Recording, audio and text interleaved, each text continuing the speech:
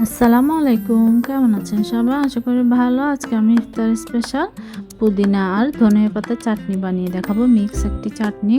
Trust me, এটা খেতে এতটাই মজা। আপনারা এই ইফতারের সময় কিন্তু বিভিন্ন ভাজা পোড়ার সাথে কিন্তু খুব অনায়াসেই খেতে পারবেন। যে কোনো স্ন্যাক্সের সাথে কিন্তু যায়।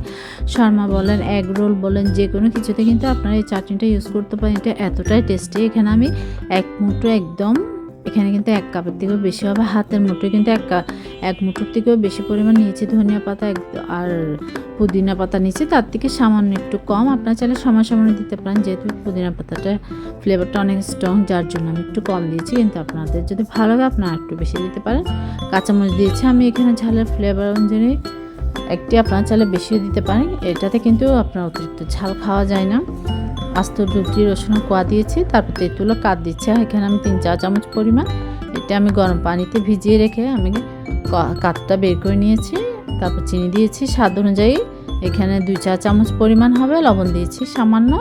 তারপর আমি ব্লেন্ডার করে নিয়েছি। দেখুন একদম মিহি করে ব্লেন্ডার করে নেবেন।